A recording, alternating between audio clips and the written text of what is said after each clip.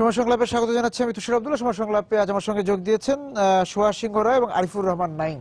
আপনাদের দুজনকে স্বাগত সময় সংলাপে। সুহাসদা, আপনাকে দিয়ে শুরু করে, আপনি যেহেতু আমাদের আগামীকাল শুরু হচ্ছে ওমর একুশের বইমেলা এবং আপনি এই বইমেলার পরিচালনা কমিটির সদস্য, সেই জায়গা থেকে আয়োজন নিয়ে আগে একটু শুনে রাখবেন। এই যে কালকে যে বইমেলাটা শুরু হচ্ছে, সেই বইমেলার মানে প্রস্তুতি, আয়োজন, এবার নতুনত্ব কি আছে?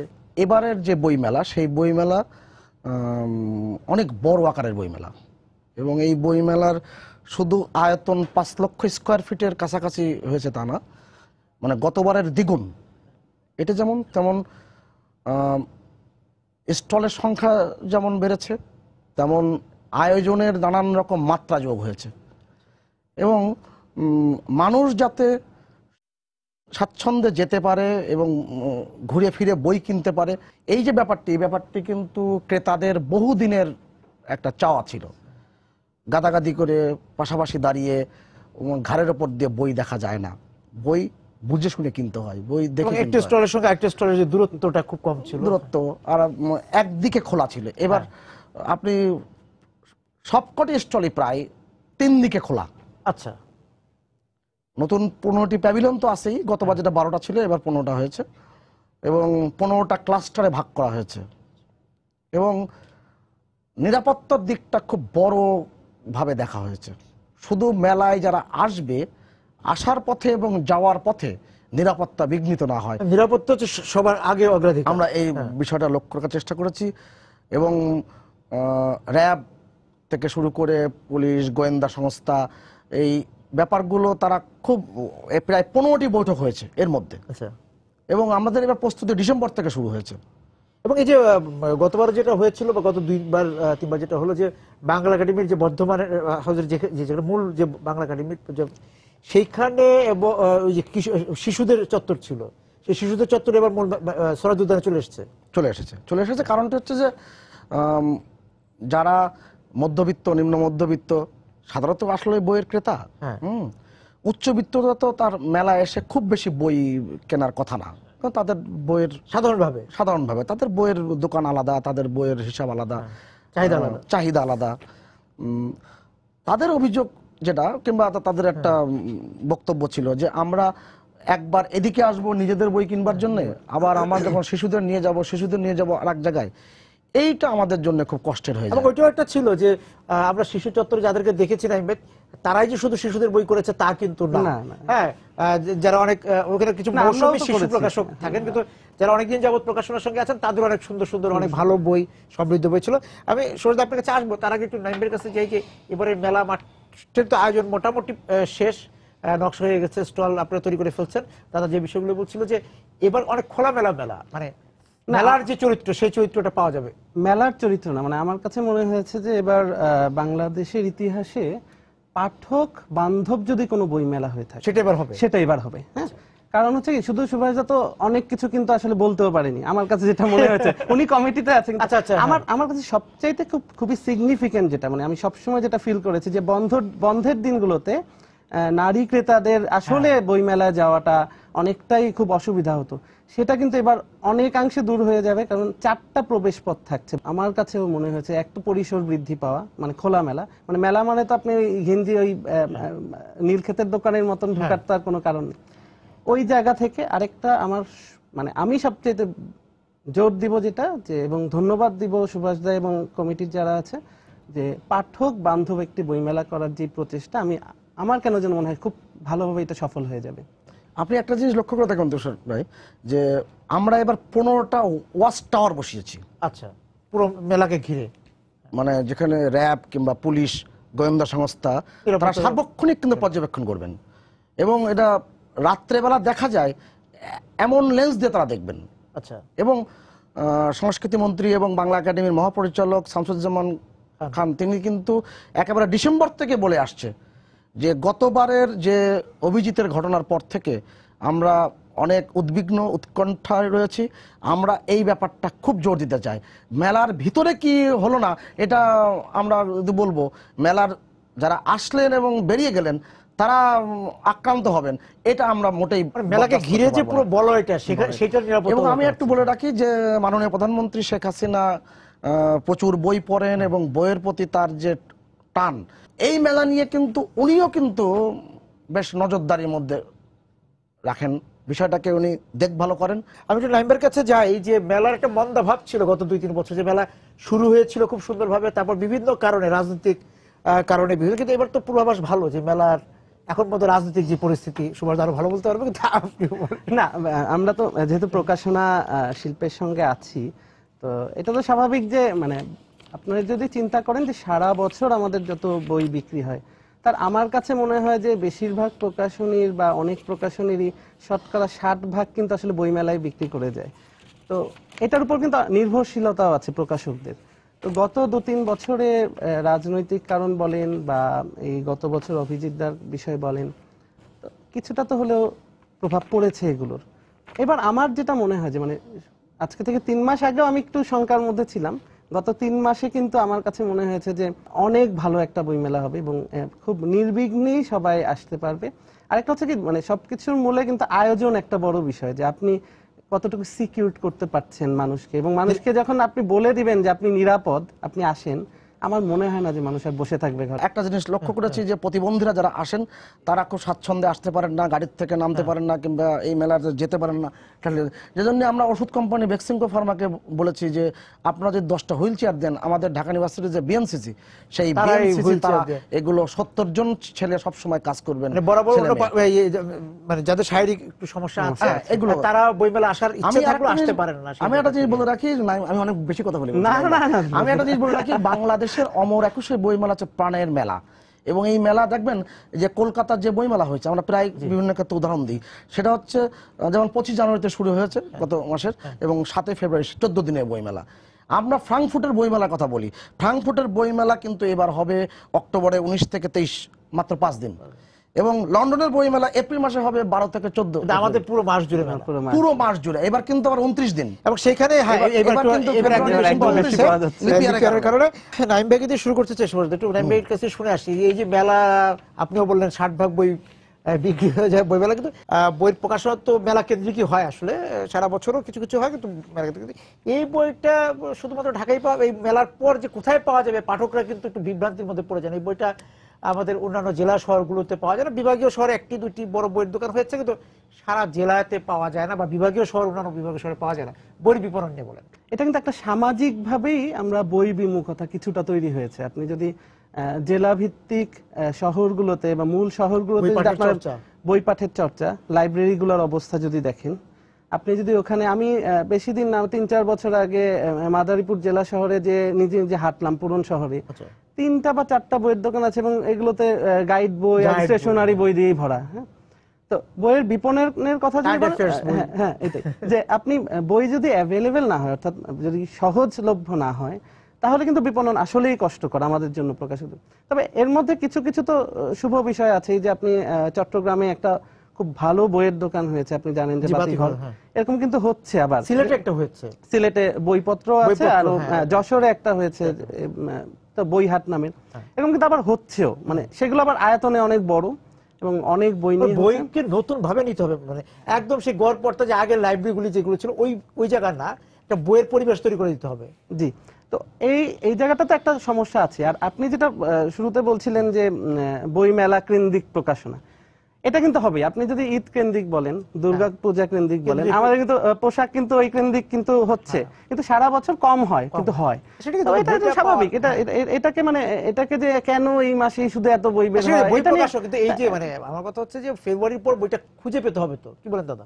আমাদের এই প্রকাশনা শিল্পের সাথে যে গুণী মানুষগুলো যুক্ত থাকার কথা, সকলে কিন্তু সেভাবে আসছেন না।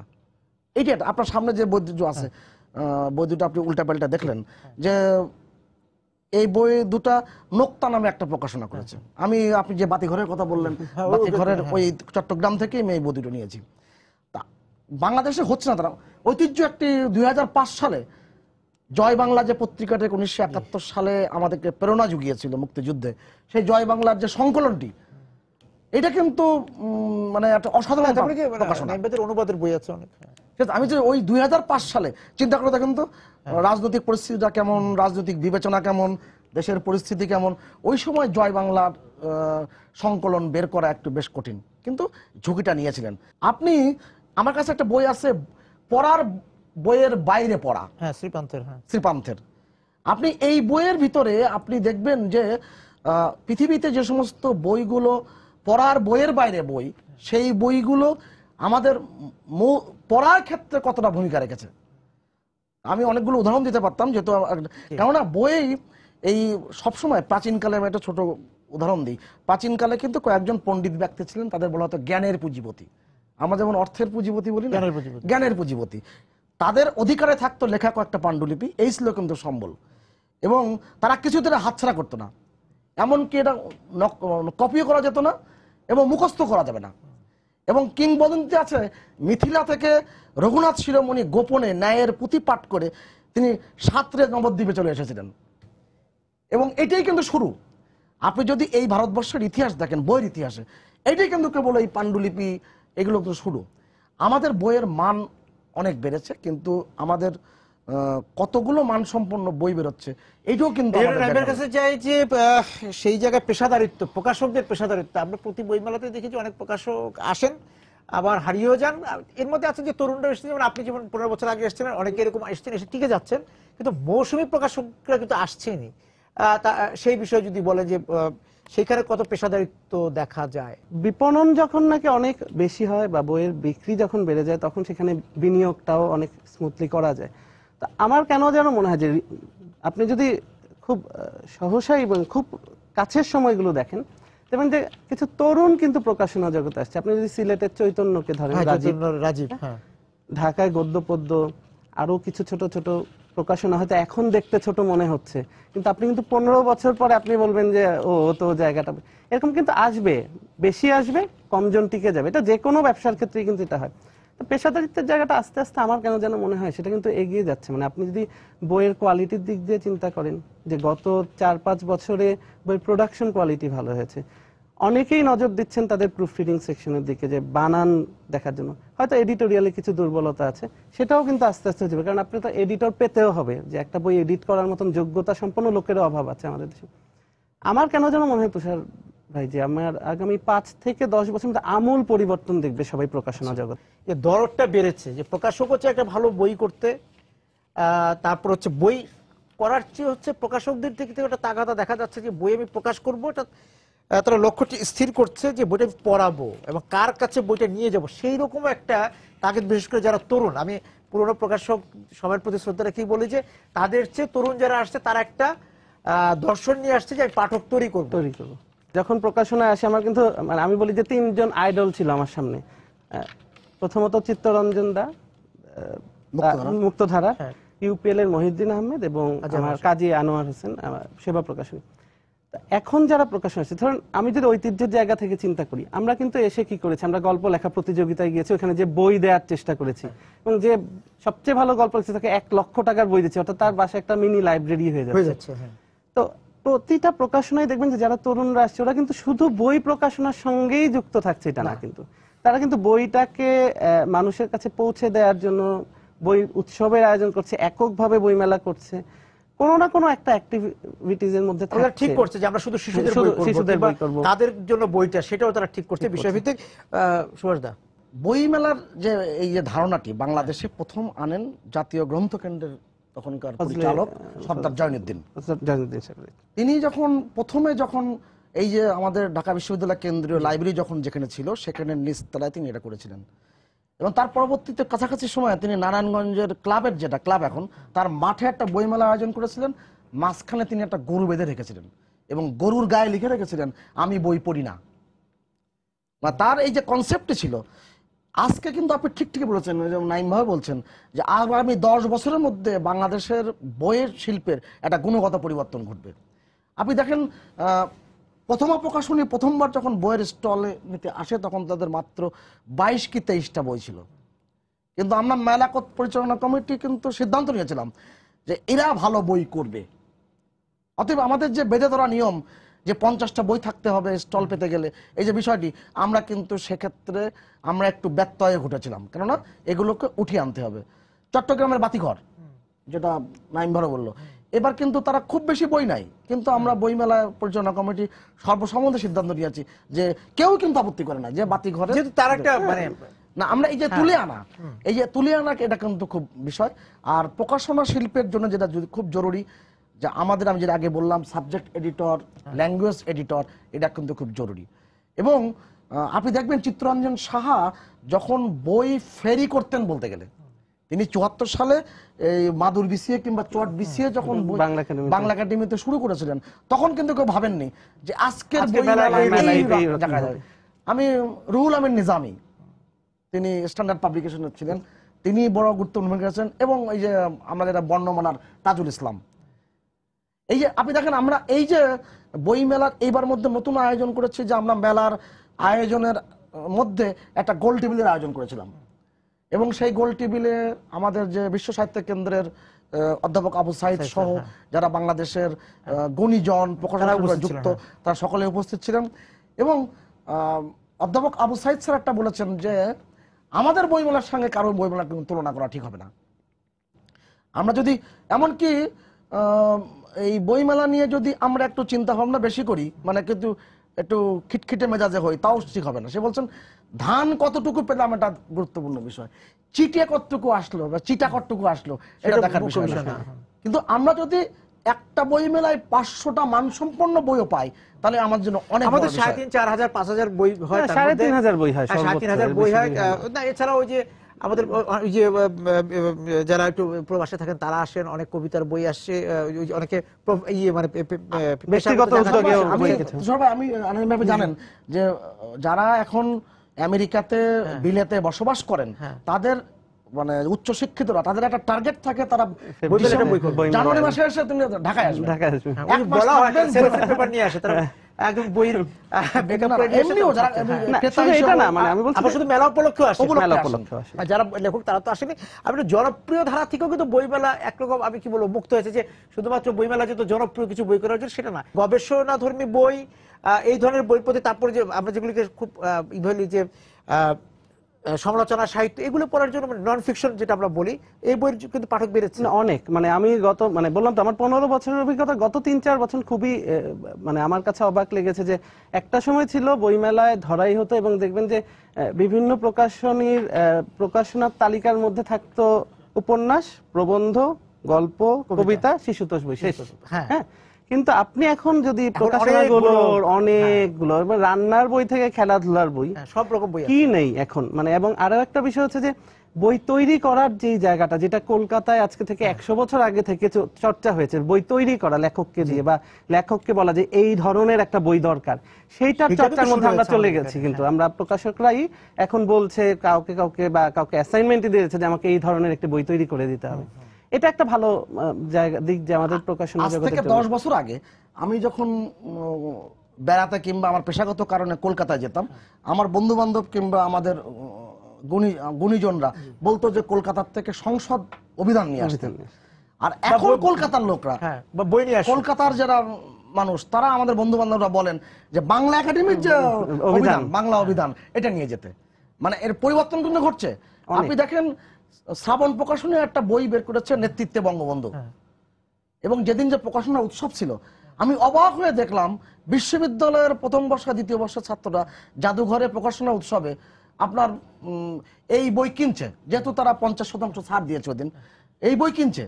আজ থেকে ১০ বছর আগে কিংবা ১৫ বছর আগে আমি আপনার বিশ্ববিদ্যালয়ের ছাত্র ছিলাম, আমরা কিন্তু এভাবে দেখতাম না। অনেক গুণগত পরিবর্তন ঘটছে।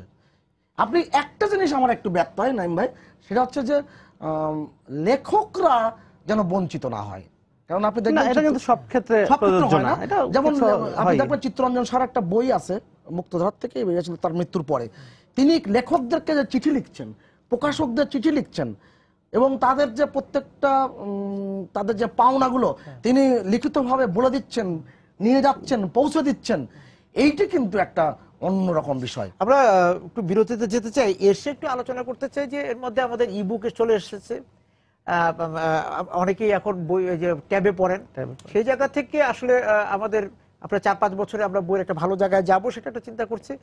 এবার বইমেলা উদ্বোধনী অনুষ্ঠান একটু বলে রাখি, উদ্বোধনী অনুষ্ঠানে সৈয়দ শামসুল হকের বীরগাথা বাঙালির যে প্রতিবন্ধীদের জন্য একটা ই বুক ওই অনুষ্ঠানে। আচ্ছা, সেই ই বুকের সঙ্গে আমাদের এই ছাপা বইয়ের কোনো সাংঘর্ষিক অবস্থা হবে কিনা, আমরা এখান থেকে এই যে নতুন বইয়ের যে একটা সুঘ্রাণী বলবো, হ্যাঁ, সেই মানে নতুন ধানের মতো সেইটা থেকে মানে সেইটা থেকে আমরা ইবুকের সেই চোখ ঝলসানো জায়গায় যাব কিনা, কতটা যেতে পারবো, এবং আসলে কি আমরা ইবুক নির্ভর হয়ে পড়বো কিনা 4-5 বছরের মধ্যে। সময় টেলিভিশন আসায় কি পত্রিকার বিক্রি কমে গেছে কিনা? না সেটা কমে না, কিন্তু মানে এটাও ডিজিটাল ফরম্যাট, ওইটাও ডিজিটাল ফরম্যাট। না ওইভাবে আমরা বলতে পারি যে অন্যান্য যে দৈনিক পত্রিকাগুলো আছে তাদের যে অনলাইন সংস্করণ আসার পর তাদের পত্রিকা, না আমি এমনি ছাপা পত্রিকা হয়ে গেছে কিনা। না এটা যেটা হচ্ছে তুষার ভাই, মানে বই পড়ার যার অভ্যাস, যার পাতা উল্টানোর অভ্যাস, হ্যাঁ যার পাঠের অভ্যাস, পাতা উল্টিয়ে পড়ার অভ্যাস, সে বইটা পিডিএফ ফরম্যাটে পড়বে, পিডিএফ ফরম্যাটে সে ডাউনলোড করে পড়বে যখন তার কাছে সেটা অ্যাভেলেবেল না। কিন্তু আপনি দেখবেন যে আপনি নিজেও যে কোনো বই হয়তো অনলাইনে পেয়ে গেছেন, কিন্তু সেটা কিন্তু আপনি খুঁজছেন বই ফরম্যাটে, যে আমি বইটা হাতে নিয়ে পড়তে হবে, হ্যাঁ সংগ্রহে রাখতে হবে। তো সংগ্রহে রাখার এই জায়গাটা বা বুকশেলফ যেই কনসেপ্টটা আমাদের, বা বুকশেলফ থাকা, অবসরে বই পড়া, আমার কাছে মনে হয় যে মানে ইবুকও এগিয়ে যাবে, সঙ্গে বইও পিছিয়ে পড়বে, এটা আমি কখনোই বলবো না। একটা বিষয়কে সহযোগিতা করবে এবং করছেও তাই। আমি অনলাইনে যে জিনিসটা দেখছি এখন, কিন্তু আমার দেখতে ইচ্ছে হয়, আপনার মতন করে বলি, পাতা উল্টাতে ইচ্ছে হয়, দেখতে ইচ্ছে করে। বইয়ের আপনি দেখেন গুণগত মানের দিক থেকে, আপনি দেখেন আমার কাছে একটি বই, যেমন এই ঐতিহ্যের একটি বই আছে, যে বইটা একাল সেকাল সুখরঞ্জন দাশগুপ্তের, এবং ভারতের উনি খুব প্রবীণ সাংবাদিক, এবং যার বই বঙ্গবন্ধু মৃত্যুর পরে নিষিদ্ধ হয়েছিল বাংলাদেশে, এবং সেই লেখকের বই খুব বেশি কি পাঠক কি প্রথমে টানবে? কিন্তু যদি এটা আমরা একজন থেকে আর একজন বলতে বলতে দেখা যাবে যে এই বইটি কিন্তু অনেক বই, দেখেন সবকিছু হয় না। খান ব্রাদার্সের কাছে যখন হুমায়ুন আহমেদ যখন পাঠানো হলো, আহমেদ সফা, আমি তো স্মরণ করছি তাকে, কারণ নামের ওপরে আমি নমস্কার জানাই, এই কারণে সালাম জানাই, এই কারণে দিচ্ছি যে তিনি কিন্তু কোনো কিছু বাস বিচার করেননি। তার রন্দিত নরকে দেখছেন, পাণ্ডুলিপি পছন্দ হয়েছে, খান ব্রাদার্সকে বলছেন তুমি এই বইটা ছাপিয়ে দাও। তখন কিন্তু খান ব্রাদার্সও চিন্তা করেনি হুমায়ুন আহমেদ কোথায় যাবে। তা আমাদের কিন্তু এরকম হুমায়ুন আহমেদ খুঁজে বের করতে হবে। আপনি দেখেন আমার কাছে দেশ পত্রিকার চলতি সংখ্যা আছে, এখানে লম্বা লম্বা বিজ্ঞাপন, কলকাতার বইমেলার ইমদাদুল হক মিলনের বইয়ের যে সমস্ত বিজ্ঞাপন, লক্ষ লক্ষ টাকার বিজ্ঞাপন। তার মানে কি আমাদের লেখকদের একটা বাজার কলকাতার বইমেলায় হচ্ছে। আনিসুজ্জামান স্যারের বই গতবার আমি প্রথম দিনে দেখেছি যে লাইন ধরে অন্তত 150 লোক দাঁড়িয়ে আছে আনিসুজ্জামান স্যারের বই কিনবার জন্য। অতএব কিন্তু গুণগত মানসম্পন্ন বইয়ের চাহিদা কিন্তু দিন দিন বৃদ্ধি পাচ্ছে। আগে আমরা ওই যে এটা তো বলা যায় যে আগে আমরা কলকাতার প্রকাশনীগুলির বই দেখে যেভাবে চোখ করতাম, মানে চিন্তা করতাম যে কবে আমাদের এখানে এই ভাবে বই বেরোবে, এই প্রোডাকশন হবে, সেটা কিন্তু এখন আর নাই। এই যে নাইম ভাই জানেন যে আগরতলার যে বইমেলা, এটা কিন্তু 34 বছর যাবত হচ্ছে, এবং সেই বইমেলা মাত্র 12 দিন হয়, 12 থেকে এবার 24শে ফেব্রুয়ারি পর্যন্ত। তা এই বইমেলা কিন্তু বড় একটা টার্গেট থাকে যে কুমিল্লা, ব্রাহ্মণবাড়িয়ার যাদের পাসপোর্ট আছে, যারা ওখানে যায় নিয়মিত, এরা কিন্তু এই ফেব্রুয়ারির মাঝামাঝি যে ওখান থেকে কিন্তু বই কিনে, এবং বাংলাদেশের বইও কিন্তু ওখানে কিন্তু বেশ সময় প্রায় শেষের দিকে। আমি একটু নাইমের কাছে জানতে চাই যে আমাদের যে একটা কাজ তো হয়েছে, জেলা ভিত্তিক তো এখন বইমেলা হয়, সেখান থেকে কেমন সাড়া পাচ্ছেন? না সেটা তো মানে আমি এখন স্মরণ করি যে 2007 সালে আমি 17টা জেলায় একসঙ্গে বই উৎসব করেছিলাম। হ্যাঁ, কোনো কোনো জায়গায় হয়তো একটু কম হয়, কিন্তু যেই বইয়ের প্রতি যেই মানুষের জেলাভিত্তিক আগ্রহ, সেই আগ্রহটা কিন্তু তৈরি হয়ে যায়। এবং সেখানে আরেকটা বিষয় হয় যেটা আমরা খেয়াল করেছি, যে গ্রন্থকেন্দ্র থেকে যেই জেলাভিত্তিক বই মেলাগুলো হয়, আমরা যাওয়ার পর ওই জেলার বইয়ের দোকানগুলোর কিছু চাহিদা তৈরি হয়, ওই জেলা থেকে তখন বইগুলো চায় আমাদের কাছে মেলার পরে। এইভাবে করে কিন্তু মানে এটা একটা খুব ভালো একটু আমাদের অনেক দূর এগোতে হবে। আমাদের যে ঢাকা আন্তর্জাতিক বইমেলাকে আমরা কোনো একটা জায়গায় এখনো নিতে পারলাম না। আপনি ঢাকার বইমেলা মাঝখানে কিন্তু ঢাকা বইমেলা আয়োজনের চেষ্টা হয়েছিল। আসলে আমাদের শহীদ মিনার, ঢাকা বিশ্ববিদ্যালয়, আমাদের যে আমাদের স্মৃতির যে জায়গাগুলো, বাঙালি জাতির অবিনাশী চেতনার যে অর্জনগুলো, এর বাইরে যে বইমেলা করাটা বেশ কঠিন ব্যাপার, এবং আমরা মনে হয় কেউ চাইও না। এখন যেখানে বিজয় সরণি, সেখানে একটা প্রথম যে বইমেলা, ঢাকা বইমেলা হয়েছিল। আপনি যে জেলার কথা বলছেন, আমার হাতে একটা বই আছে অতি সম্প্রতি, রবীন্দ্রনাথের গীতাঞ্জলি প্রকাশনায় শতবর্ষ উদযাপন পরিষদ, মৌলভীবাজার থেকে। অনেকের মনে হতে পারে যে এই বইটা ঢাকার থেকে ছাপা হয়েছে, করেছে। এটা কিন্তু এত চমৎকার ঝকঝকে ছাপা মৌলভীবাজার প্রেস থেকে। কিন্তু আপনি যদি দাদা এই যে কভারটা করেন দেখে অনেকে কলকাতাও ভাবতে পারে। ওই যে এটা বলছি আমি, যে এই যে এই ব্যাপার মৌলভীবাজার থেকে ছাপা হয়েছে। আমি তো মনে করি যে 2 বছর আগে, গত বছর আগের বছর বাঙালির ধর্মচিন্তা নিয়ে আপনার সূচিপত্র যে বইটি বের করেছে সেই বইটি কিন্তু কম বিক্রি হয়। অতএব মানুষ কিন্তু এখন কঠিন কঠিন বিষয় নিয়েও কিন্তু বই ছাপাচ্ছে এবং বই লিখছে এবং কিনছেও। এটা কিন্তু গুণগত পরিবর্তন। একটা কথা আমাদের আলোচনায় আসছে যে মানুষ পুঁজিপতি হচ্ছে, জ্ঞানের পুঁজিপতি, আবার জ্ঞানের পুঁজিপতিও হচ্ছে, মানে জ্ঞানপতিও হচ্ছে। সেটাই, হ্যাঁ এটাই। এবং মানুষের আগ্রহ বৃদ্ধি পাচ্ছে এবং যারা বই পড়ে সেই জায়গা থেকে যে আমাদের চতুর্দিকে যে মানে আমরা মাঝে মধ্যে মানে হতাশার কথা বলি যে এত গণমাধ্যম, এত মানে বিভিন্ন রকমের অন্তর্জাল বা ইন্টারনেট দুনিয়া আছে, সবকিছু থেকে বই বিমুখ কেউ করতে পারেনি আমাদেরকে। এটা করার কথা না, সে শক্তি নাই, সম্ভাবনা। এবং বই উল্টিয়ে দেখা, যে আপনার কথায় বই উল্টিয়ে দেখা, আপনি দেখেন বই মেলার আয়োজন হচ্ছে 1 মাস আগে থেকে, মানে মূলত, এবং ডিসেম্বর থেকে শুরু হয়েছে। গত 4-5 দিন যাবত আপনি বিকেলে যাবেন বইমেলা শরৎউদ্যানের চত্বরে টক টক টক টক শব্দ, নানান রকম আওয়াজ, করাতের আওয়াজ, রঙের গন্ধ, নতুন রঙের, কিন্তু দেখবেন প্রচুর মানুষ, মনে হচ্ছে বইমেলা শুরু হয়ে গেছে। মানে বইমেলার আয়োজন সারা বছর অপেক্ষা, বইমেলা যেদিন শেষ হয় তার পর দিন থেকে পরের বইমেলার জন্য সবারই প্রস্তুতি, সবারই আগ্রহ থাকে যে আবার কবে জমবে মেলা। সেই জায়গায় আপনি দেখেন এই যে আমরা অনেক ক্ষেত্রে আমলাতান্ত্রিক জটিলতার কথা আমাদের অনেক ক্ষেত্রে বলি, হয়ও কিন্তু তারপর দেখেন এটা কিন্তু নতুন কিছু না। 1917 সালে এই যে আমাদের শান্তিনিকেতনে রবীন্দ্রনাথ বেঁচে থাকা অবস্থায় আপনার আমেরিকার লিঙ্কন শহরের নাগরিকরা একটা মুদ্রণ যন্ত্র পাঠালো রবীন্দ্রনাথের শান্তিনিকেতনের জন্য। সেই মুদ্রণ যন্ত্র চালু হতে 1.5 বছর সময় লেগেছে, কেননা ওই লাইসেন্সের জন্য। জটিলতা সব সময় ছিল এবং এটা এগিয়ে নিয়ে যাওয়া।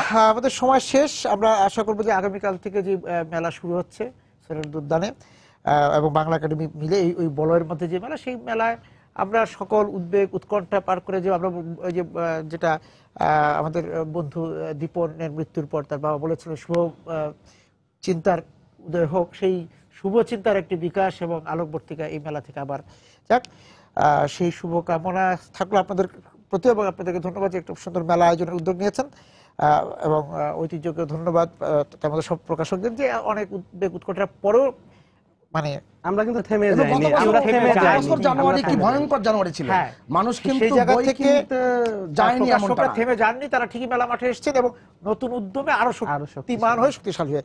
সবাইকে, আপনাদের দুজনকে ধন্যবাদ জানিয়ে শেষ করছি আজকের সময় সংলাপ। দর্শক যারা ছিলেন আজকে বই নিয়ে আমাদের সঙ্গে এই আলোচনায়, আপনাদেরকে ধন্যবাদ জানিয়ে শেষ করছি আজকের সময় সংলাপ। দেখা হবে আগামী দিন। সবাই সুন্দর থাকুন, বই পড়ুন।